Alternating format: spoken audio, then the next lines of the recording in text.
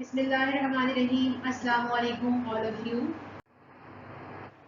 Principle of commerce की class में हम लोगों ने चैप्टर नंबर 10 स्टार्ट किया था। चैप्टर 10 जिसका नाम था फॉरेन ट्रेड। फॉरेन ट्रेड का लेक्चर नंबर 1 कवर कर चुके थे। आज की इस क्लास में लेक्चर नंबर 2 स्टार्ट करेंगे।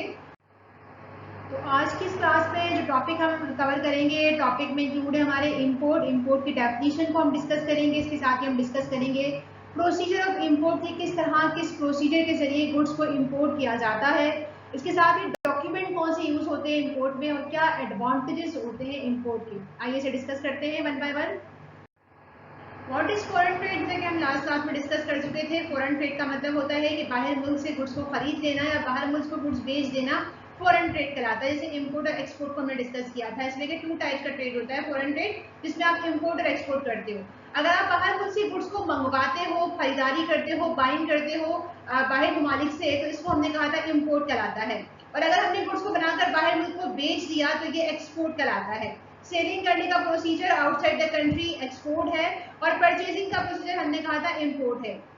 लेक्चर नंबर 1 में हम डिस्कस कर चुके थे एक्सपोर्ट के हवाले से कि एक्सपोर्ट की डेफिनेशन क्या होती है, इसके साथ ही प्रोसीजर क्या होता है एक्सपोर्ट का।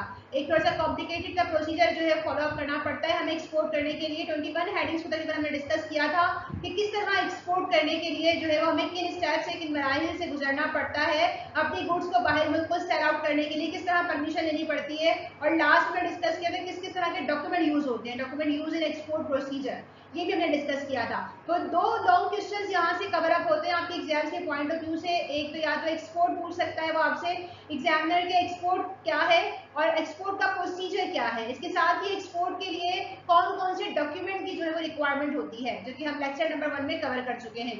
आज की क्लास में डिस्कस करेंगे इंपोर्ट के हवाले से। तो इंपोर्ट को डिस्कस करेंगे। अब हम इंपोर्ट का मतलब क्या होता है, गुड्स को बाहर ममालिक से परचेज कर लेना। तो इस क्लास में हम वही डिस्कस करेंगे आज की इंपोर्ट का क्या प्रोसीजर होता है, किन मराहिल से गुजर के हमें गुड्स जो है वो बाहर ममालिक से परचेज करनी पड़ती है और कौन से डॉक्यूमेंट का हम इस्तेमाल करते हैं इंपोर्ट प्रोसीजर में। तो आज सेकंड लॉन्ग क्वेश्चन को हम कवर करेंगे, what is import, procedure of import and document use in import. यहाँ पर डेफिनेशन लिखी हुई इंपोर्ट की, इंपोर्ट किसे कहते हैं। The import refers to buying from foreign countries, it implies tariff, exchange and shipping. It denotes that the importing country is facing a lack or shortage of goods which is being met by buying from abroad. Import are financed by foreign exchange. कह रहे हैं कि जब भी आपके मुल्क में goods की शॉर्टेज हो जाए, गुड्स की कमी पाई जाए, तो उस कमी को फुलफिल करने के लिए, उस कमी को, उस रिक्वायरमेंट को फुलफिल करने के लिए जिन गुड्स की आपको नीड होती है, वो नीड पूरी करने के लिए आप क्या करते हैं, बाहर ममालिक से गुड्स को परचेज कर लेते हैं। तो बाइंग फ्रॉम अब्रॉड, यही प्रोसीजर जो है वो इंपोर्ट कहलाता है। जो क्या रीजन है, क्यों किया हमने गुड्स को इंपोर्ट, ताकि जो लैक है, जो शॉर्टेज है गुड्स का, वो कवर अप हो सके। और ये फाइनेंस होता है किससे, फॉरेन एक्सचेंज के जरिए। फिर यहाँ पर कुछ लिखा हुआ है ड्यूटीज के हवाले से कि टैरिफ लगता है एक्सचेंज के लिए, शिपिंग के लिए, या फिर ड्यूटीज लग रही होती है इंपोर्ट पर। फर्स्ट लाइन डिफाइन कर रही है कि इंपोर्ट क्या करता है, रेफर कर रहा है बाइंग फ्रॉम फॉरेन कंट्रीज, बाहर ममालिक से गुड्स को परचेज करने का प्रोसीजर इंपोर्ट कहलाता है। इंपोर्ट पर ड्यूटीज जो है वो इम्प्लाइज होती है, टैरिफ, एक्सचेंज एंड शिपिंग। इसके साथ ही उन्होंने कहा कि अगर गुड्स की शॉर्टेज होती है आपकी कंट्री में या लैक पाया जा रहा है, तो उस शॉर्टेज को फुलफिल करने के लिए आपने बाहर ममालिक से गुड्स को परचेज करना होता है और इसके लिए हमें फाइनेंस करना पड़ता है फॉरेन एक्सचेंज से। तो ये तो हो गई इंपोर्ट की डेफिनेशन, सिंपल और आसान अल्फाज में। गुड्स की नीड थी, अब हमारे मुल्क में गुड्स की शॉर्टेज हो गई है, कमी हो गई है, तो हम उस गुड्स की नीड को फुलफिल करने के लिए बाहर मुल्क से गुड्स को परचेज कर लेते हैं। परचेजिंग का ये प्रोसीजर जो हम फॉरेन कंट्रीज से करते हैं, गुड्स की ये बाइंग जो हम फॉरेन कंट्रीज से करते हैं, इंपोर्ट कहलाती है। मजीद देख लेते हैं इंपोर्ट प्रोसीजर के हवाले से। In importing the goods from a foreign country, the following steps are taken. जब भी आप गुड्स को इंपोर्ट करते हैं बाहर मुल्क से, तो आपको कुछ प्रोसीजर से गुजरना पड़ता है, कुछ स्टेप्स को फॉलो करना पड़ता है। रजिस्ट्रेशन फर्स्ट पॉइंट है।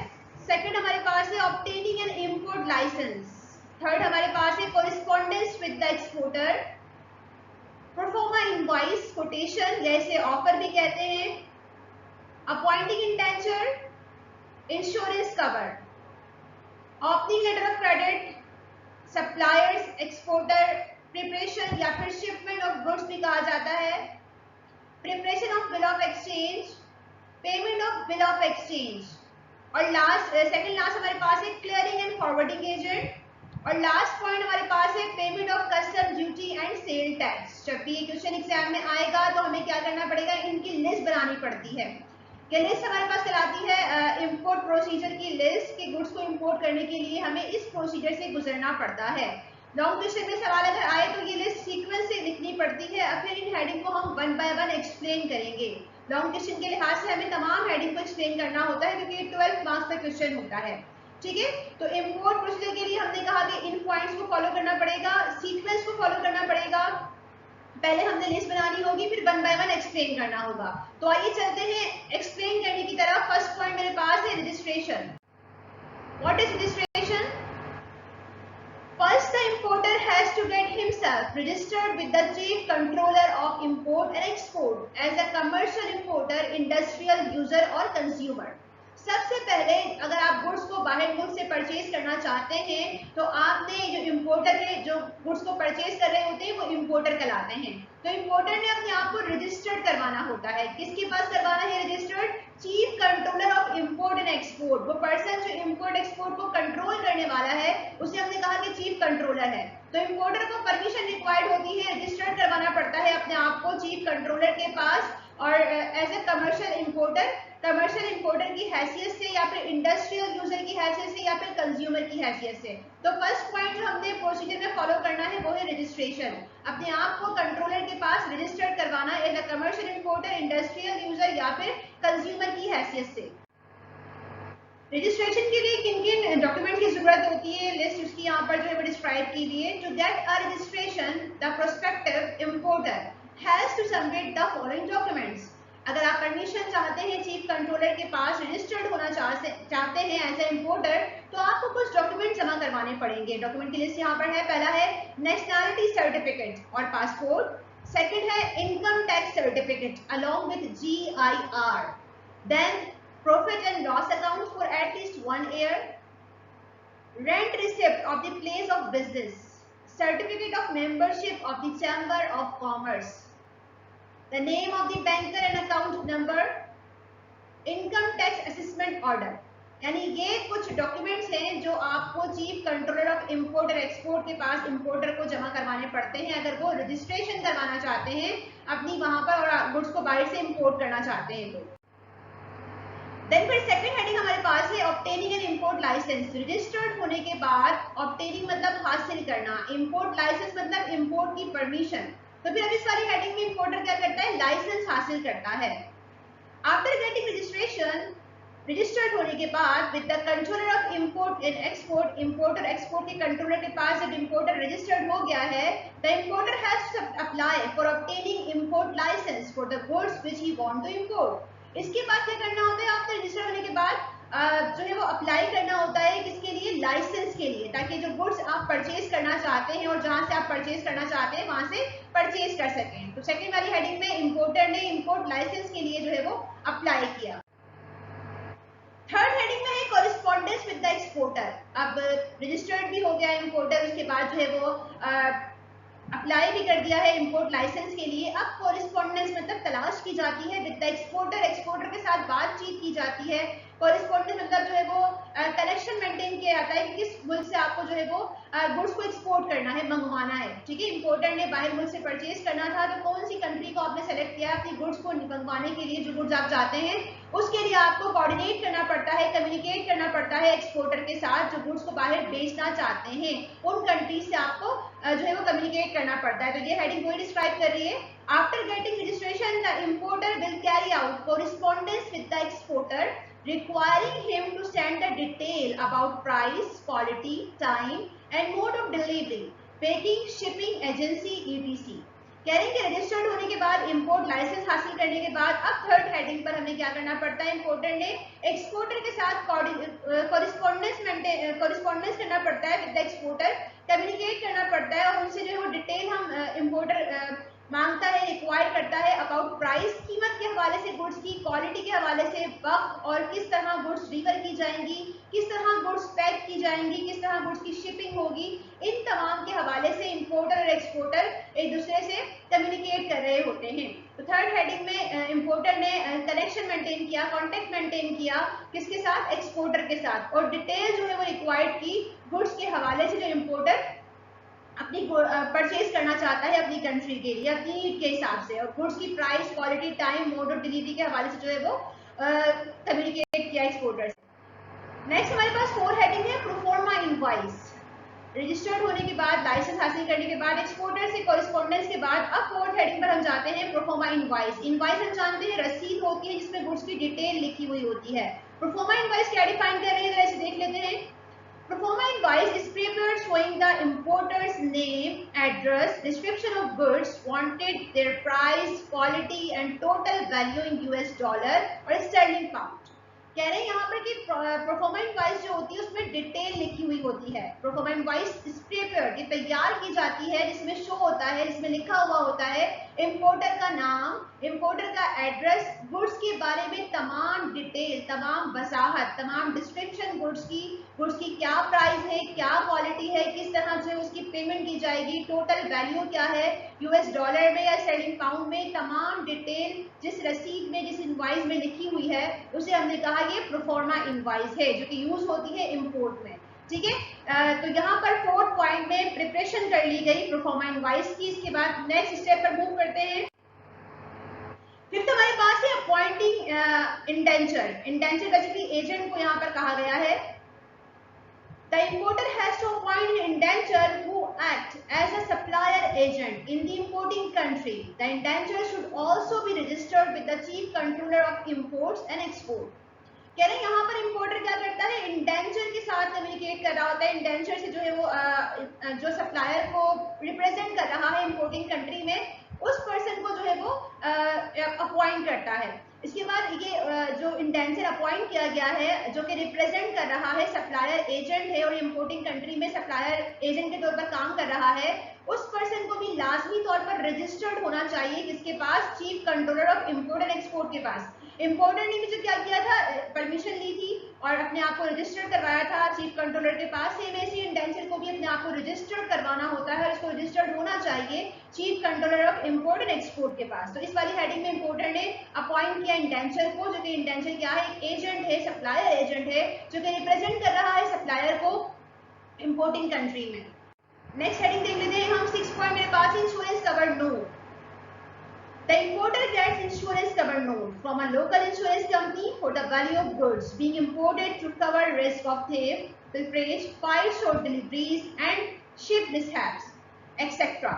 इस पॉइंट में डिस्क्राइब कर रहे हैं कि इंपोर्टर क्या करता है, इंश्योरेंस कवर नोट हासिल करता है, क्योंकि गुड्स बाहर ममालिक से आ रही हैं, डिफरेंट किस्म के रिस्क का सामना करना पड़ता है गुड्स की शिपमेंट में। गुड्स चोरी हो सकती हैं, जहाज के थ्रू अगर आ रही हैं तो कोई भी मिसहैप हो सकता है। ठीक है, डिलीवरी के बाद गुड्स को जो है वो शिपमेंट के बाद कुछ भी नुकसान का सामना करना पड़ सकता है। अगर गुड्स ठीक से पैक नहीं हुई थी, प्रॉपर पैकिंग नहीं है, प्रॉपर मार्किंग नहीं है, तो गुड्स के साथ प्रॉब्लम्स हो सकती हैं, इश्यूज हो सकते हैं। तो यहाँ पर उन्हीं खतरात को, उन्हीं रिस्क को कवर अप करने के लिए इंपोर्टर क्या करता है, इंश्योरेंस कवर नोट हासिल करता है लोकल इंश्योरेंस कंपनी से, वैल्यू ऑफ गुड्स के हिसाब से। गुड्स की जितनी वैल्यू होती है उस लिहाज से इंश्योरेंस कंपनी वाले इंश्योरेंस प्रोवाइड करते हैं और गुड्स को सेफ्टी प्रोवाइड करते हैं, खतरात को कवर करते हैं। इंपोर्टेड टू कवर रिस्क को कवर किया जाता है इंश्योरेंस कंपनी के थ्रू। रिस्क कौन कौन से यहाँ पर डिफाइन किया हुआ है, शॉर्ट डिलीवरीज, फायर, प्रिपरेज, थेफ्ट एंड शिप मिसहैप, ये तमाम रिस्क कवर किए जाते हैं और जो नोट मिलता है वो इंश्योरेंस कवर नोट कहलाता है। तो इस वाली हेडिंग में इंपोर्टर ने अपने आप को इंश्योर किया, अपने गुड्स को इंश्योर करवाया और गुड्स की वैल्यू के हिसाब से लोकल इंश्योरेंस कंपनी से इंश्योरेंस जो है वो किया। देन फिर अगला हमारे पास पॉइंट है 7 point, opening letter of credit. LC भी कहा जाता है, ये हम एक्सपोर्ट के प्रोसीजर में डिस्कस कर चुके थे। Now the importer will contact his banker along with the import license, proforma invoice and insurance cover note। जैसे कि हमने भी पहले डिस्कस किया प्रीवियस हेडिंग्स में कि इंपोर्टर ने क्या किया था, पहले परमिशन रिक्वायर्ड थी, उससे लाइसेंस बनवाया था, रजिस्टर्ड हुआ था, प्रोफॉर्मा इनवॉइस बनाया, इंश्योरेंस कवर नोट हासिल किया। तो यही डॉक्यूमेंट के साथ इंपोर्टर कनेक्ट होता है, राब्ता कायम करता है किसके साथ, बैंकर के साथ। In order to open LC, letter of credit, short form में से एलसी यहाँ पर लिखा हुआ है, in favor of the exporter. At this stage, a license fee has to be paid. अच्छा, इस वाले स्टेज पर क्या होता है, लाइसेंस फी पे की जाती है और ये तमाम डॉक्यूमेंट के साथ इंपोर्टर कनेक्ट होता है बैंकर से। किस सिलसिले में, लेटर ऑफ क्रेडिट की ओपनिंग के लिए। लेटर ऑफ क्रेडिट क्या होता है, एक बार फिर से मैं एक्सप्लेन कर दूं। जब भी बाइंग और सेलिंग होती है, इंपोर्ट एक्सपोर्ट किया जाता है, तो इंपोर्टर मुल्क का जो बैंक होता है वो फेवर में एक्सपोर्टर को सेफ साइड प्रोवाइड करने के लिए एक डॉक्यूमेंट बनाता है, एक पेपर बनाता है जिसे हम कहते हैं एलसी, जो कि किसके लिए होता है, फेवर में होता है एक्सपोर्टर के। किस तरह फेवर में होता है कि अगर इंपोर्ट करने वाले पर्सन ने जो है वो गुड्स की अदायगी नहीं की, तो उसके बिहाफ पर उस कंट्री का जो बैंक है वो जो है वो एक्सपोर्टर को पेमेंट करेगा और एक्सपोर्टर को सेफ साइड प्रोवाइड करेगा।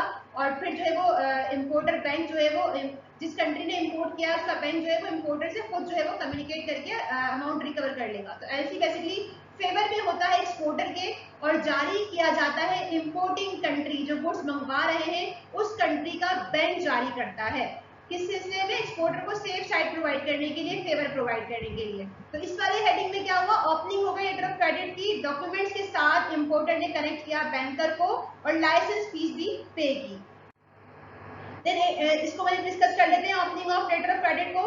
The LC on the prescribed form shows the license number, name of the supplier, name of the insurance company, insurance cover notes, number, detail of the goods being imported, mode of shipments and delivery, mode of payment and validity of the LC। यहाँ पर तमाम detail को prescribe करना पड़ता है, define करना पड़ता है। लाइसेंस नंबर क्या है, नंबर ऑफ सप्लायर क्या है, इंश्योरेंस कंपनी के हवाले से नाम उसका, insurance company, insurance cover note का नंबर, गुड्स की डिटेल, तमाम शिपमेंट किस तरह की गई है, गुड्स की डिलीवरी किस तरह की गई है, पेमेंट का जो है प्रोसीजर क्या होगा, एलसी की वैलिडिटी क्या है, कब एक्सपायर हो जाएगा। तो ये तमाम चीजें जो है वो प्रेस्क्राइब होती हैं यहाँ पर इस वाली हेडिंग में, 7th पॉइंट में। नेक्स्ट देख लेते हैं हम एलसी को जो है वो ओपनिंग के बाद फिर हम 8 पॉइंट पर मूव करते हैं, supplier exporters preparation shipment of goods. Basically यहाँ पर अब गुड्स की शिपमेंट के लिए काम किया जाता है।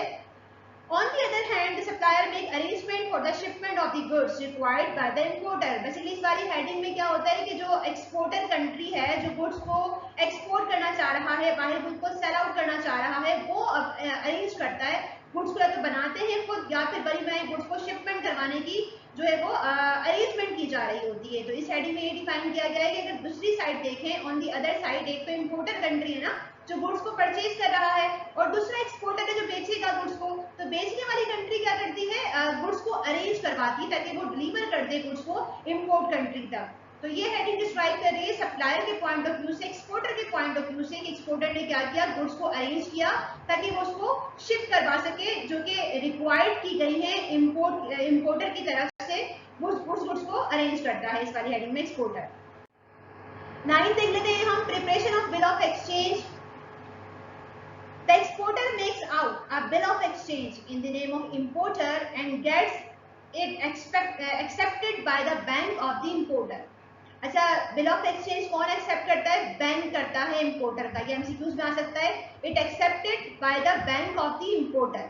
और बनाता कौन है, एक्सपोर्टर मेक्स आउट, एक्सपोर्टर बनाता है बिल ऑफ एक्सचेंज। तो यहाँ पर 2 एमसीक्यूज कवर अप हो रहे हैं हमारे कि बिल ऑफ एक्सचेंज कौन बनाता है, एक्सपोर्टर बनाता है, और इसको एक्सेप्ट कौन करता है, इसको एक्सेप्ट करता है इंपोर्टर कंट्री का बैंक। आगे देखते हैं मजीद,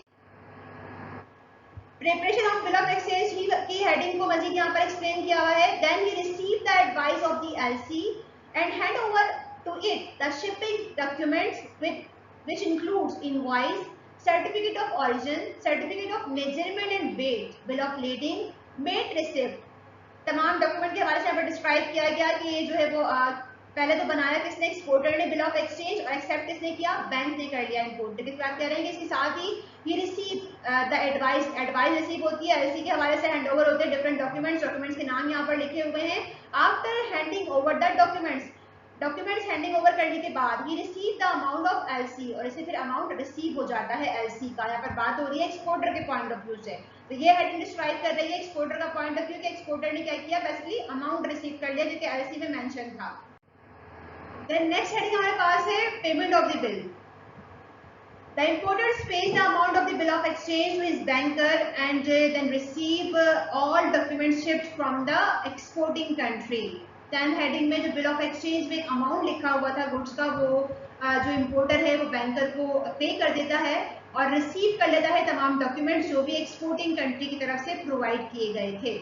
तो इससे पिछली वाली हेडिंग में डिस्कस किया था हमने कि बिल ऑफ एक्सचेंज प्रिपेयर किया गया, बनाया गया, किसने बनाया, एक्सपोर्टर ने बनाया, किसने एक्सेप्ट किया, बिल बैंक ने जो है वो इम्पोर्टर कंट्री का एक्सेप्ट किया और डिफरेंट डॉक्यूमेंट्स के साथ पेमेंट कर दी एक्सपोर्टर के अमाउंट की, एक्सपोर्टर के गुड्स की। और इस वाली हेडिंग में जो बेसिकली पेमेंट कर रहा है, इम्पोर्टर पेमेंट कर रहा है, उसी बिल ऑफ एक्सचेंज की बैंकर को रिसीव करता है तमाम डॉक्यूमेंट्स जो कि एक्सपोर्टर कंट्री की तरफ से प्रोवाइड किए गए होते हैं, वो रिसीव कर लेता है। पेमेंट करने के बाद अब फाइनली गुड्स जो है वो हैंड ओवर 11 हेडिंग हमारे पास है क्लियरिंग एंड फॉरवर्डिंग एजेंट।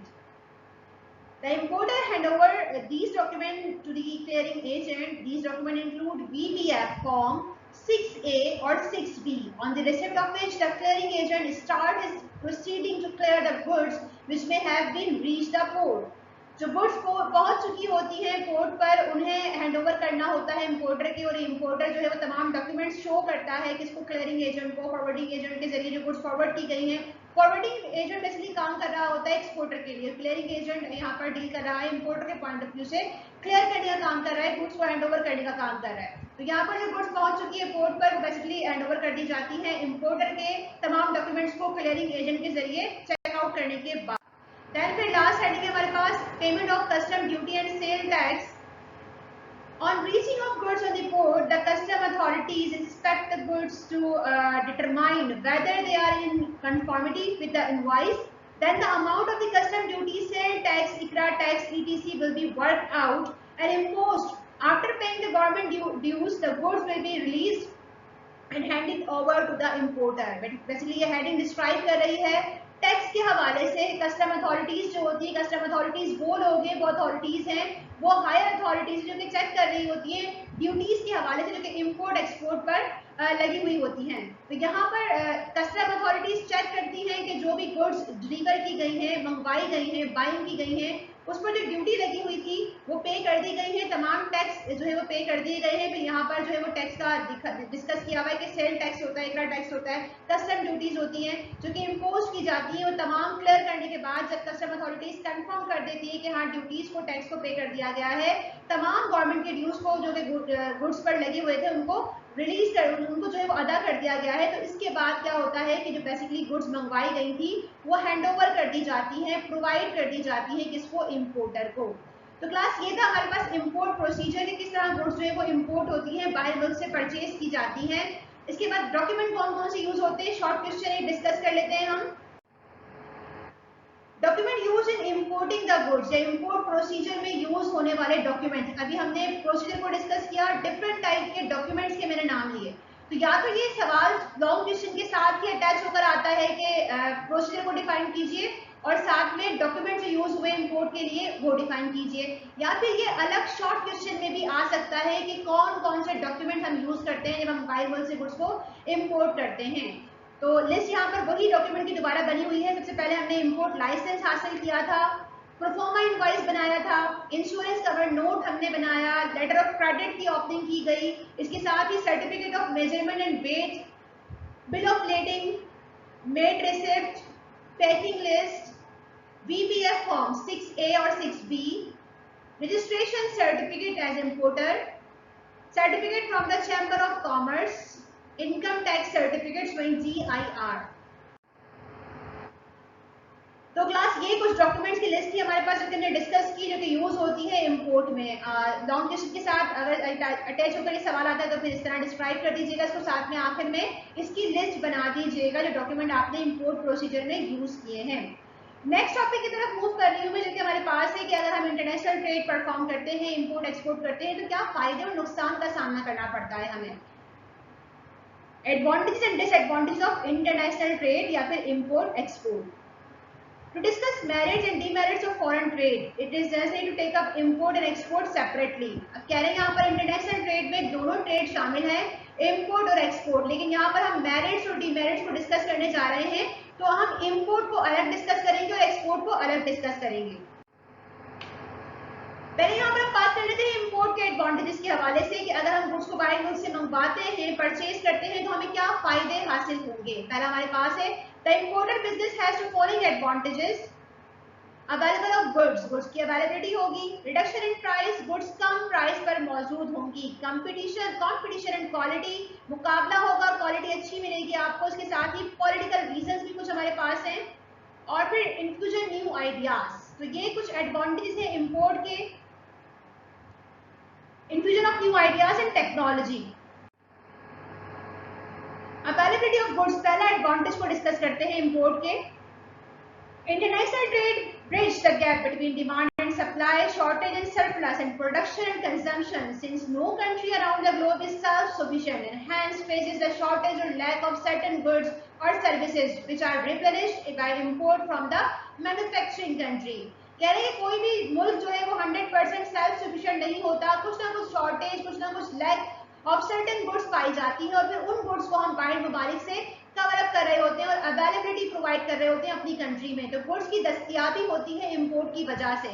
जब हम बाहर मुल्क से गुड्स को परचेज करते हैं तो पहला एडवांटेज ये होता है कि जो शॉर्टेज थी वो फुलफिल हो जाती है और गुड्स की अवेलेबिलिटी हो जाती है हमारी कंट्री में, पहला एडवांटेज। सेकेंड को डिस्कस करते हैं, reduction in prices.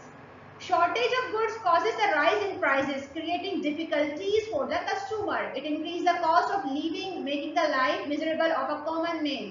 When the nations have no way out to overcome the shortage, they resort to import and consequently prices come down, giving relief to the masses. कह रहे हैं यहाँ पर कि अगर गुड्स की शॉर्टेज होती है तो जितनी गुड्स अवेलेबल होती है उसकी प्राइस को इंक्रीज कर दिया जाता है और ये इंक्रीज जो कॉस्ट हम कर रहे होते हैं वो कॉमन पर्सन के लिए, जर्नल मैन के लिए, कॉमन मैन के लिए प्रॉब्लम बनती है और इस प्रॉब्लम से कवर अप होने के लिए नेशंस क्या करती हैं, कंट्रीज क्या करती हैं, गुड्स को बाहर ममालिक से इंपोर्ट कर लेती हैं। तो बेसिकली प्राइस को स्टेबल रखने के लिए, शॉर्टेज को फुलफिल करने के लिए गुड्स की इंपोर्ट अहम किरदार अदा करता है। तो सेकंड हमने डिस्कस किया advantage, reduction in price. Shortage की वजह से गुड्स की जो प्राइस में इंक्रीजमेंट आ रहा होता है, इंक्रीज हो रही होती है, उसको हम कवर अप कर रहे होते हैं इंपोर्ट की वजह से और उसको बैलेंस में रख रहे होते हैं।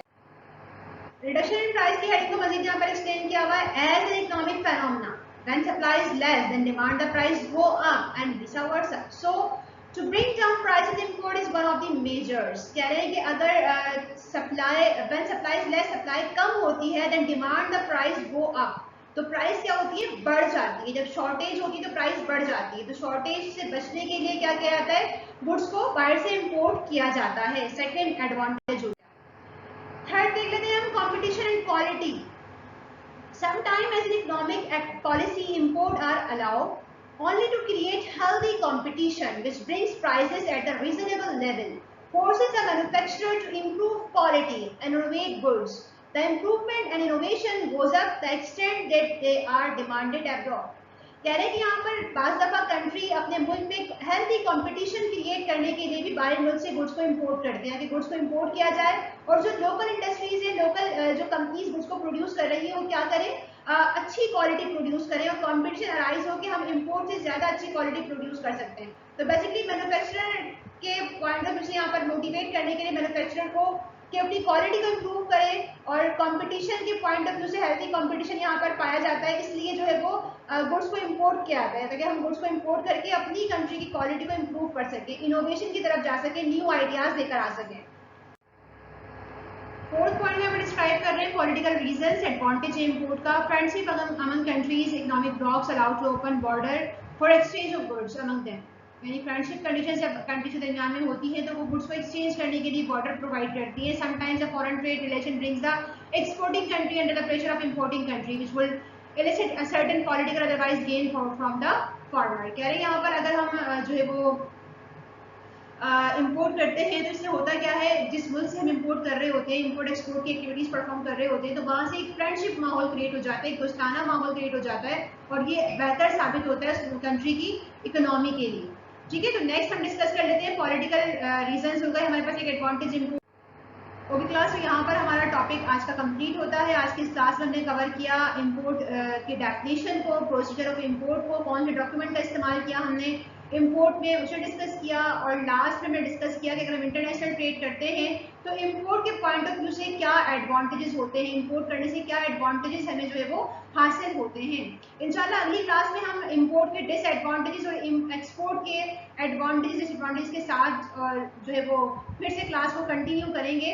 आज की इस क्लास के हवाले से कोई प्रॉब्लम हो तो आप पूछ सकते हैं, कोई सवाल हो तो आप डिस्कस कर सकते हैं। Thank you so much.